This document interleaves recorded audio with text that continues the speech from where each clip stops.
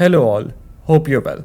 With the new Bendy trailer having been released a while ago, as well as new information being released about the Dark Revival, I thought it'd be a good idea to analyze the trailer with everything that I could find relating to what we know and what's new. So I won't bore you with some long intro, let's just dive into the meat of it. The trailer opens with a revelation that we'd already been suspecting for a long time now. That being that Audrey used to be a human, more so an animator for the Joey Drew studio before she turned into a demon like everyone else. After that, we get introduced to a completely new character that I'll be calling Wilson. It hasn't been confirmed that that is his name, but I am very sure that it is. I'll get to why later, but for now, let's analyze all the other shots. The next thing we see is our first glimpse into the world of the studio before the ink took over. This is something extraordinary. We have never seen the studio before it was inked out. The closest we got was Joey's apartment at the end of the first game, but that doesn't compare to this. I wonder if this game will take us back to what life was like before all this chaos broke out. It'd be an interesting side story, or maybe flashback, or maybe even the introduction of the game. It all could work fluently if done well, but for now let's move on. The next two things I'd like to talk about is this ink monster that had been slain, being labeled as a demon follower. This relates back to Wilson because next we get a poster of Wilson. Now, we have no connection that this person and this person are the same, but considering that both the poster and the other guy's dialogue talk about how they banished the demon, it's safe to assume that this is the madman that did so. They are one in the same, and they for some reason are against ink demons as a whole.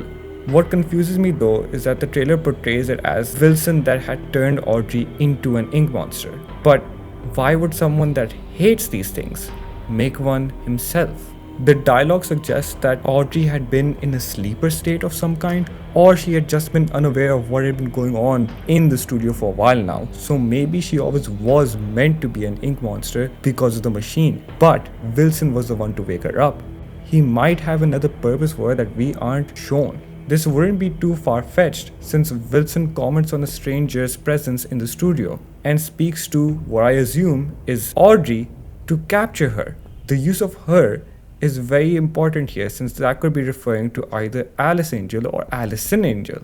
I believe it's the latter. My reasoning for so is that it's been confirmed that Alice Angel is a human, while Allison Angel is a reflection of the true incarnation of the cartoon that Alice Angel was based off of.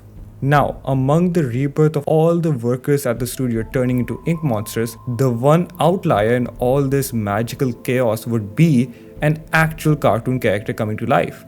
Yes, both things are equally absurd, but one is common while the other is something entirely new. That could be the stranger that Wilson is referring to.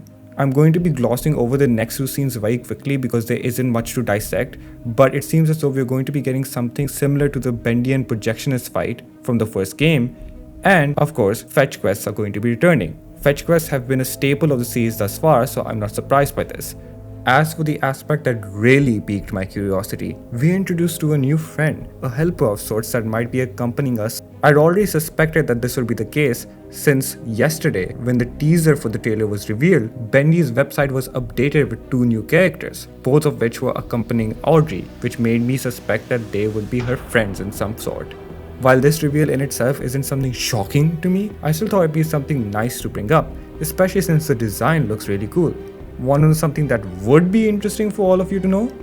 Right after we hear this person speak for the first time, we see them again a few scenes later, but it appears as though we are hiding from them now. So the question I pose is, why would someone that we are able to converse with so freely be someone we're also trying to hide from? I have an answer, that being that when we, as Audrey, speak to yet another new character, she comments about how the creatures or people or wherever in the studio either can't speak or have gone completely mad. This aligns with what we saw in the first game since those that couldn't speak were mindless followers for whoever's bidding, while those that could had gone completely mad, aside from Alice and Angel, who of course was a true cartoon character.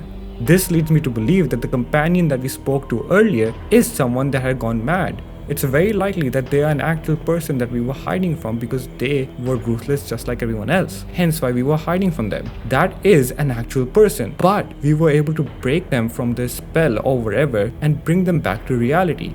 Again, this would also make sense why they were so thankful to us in the dialogue that we heard them speak. It's because they had just been relieved of the terror that they had been enduring for so long.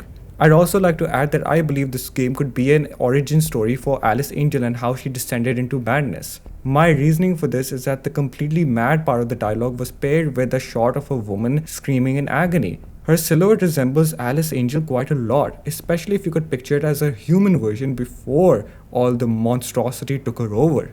In fact, this could serve as an origin story for Boris and Allison Angel as well. The evidence I have to present for that claim is that Boris isn't present with Allison when she is speaking with Audrey, making me believe that she hasn't met Boris yet. Now, for the biggest question of them all, where does this game take place? For that, let's look at the next scene, where we see the ink demon, or at least its silhouette, which looks very similar to how we saw it in the first game before it turned into the final boss at the end of the final chapter. It's already been confirmed that this game isn't a sequel nor a prequel. But what if I present the following? What if this game is set during the events of the first one? Just think about it. The studio is shown to be massive, and we know that there were times during the first game where Henry was knocked out.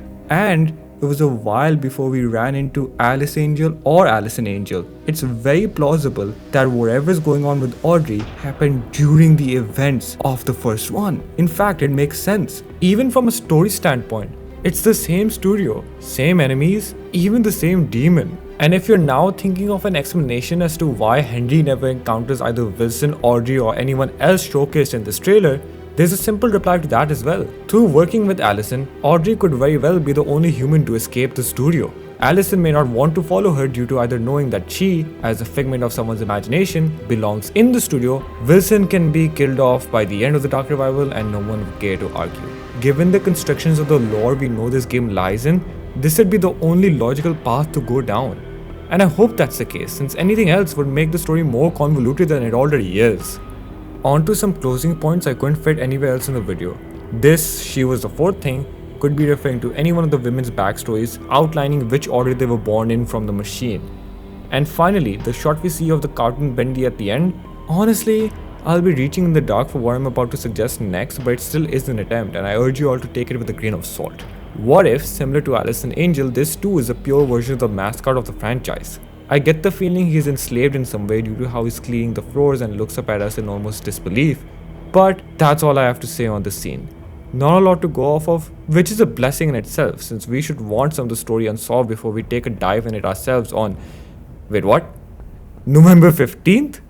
I didn't expect this from the developers due to their track record, but in order to gain back their franchise and fan base as well as hype, this is the best decision they could have made. Up till now, everything else in the franchise has been a disappointment, and I am hopeful but also very cautious with the direction that this one goes in.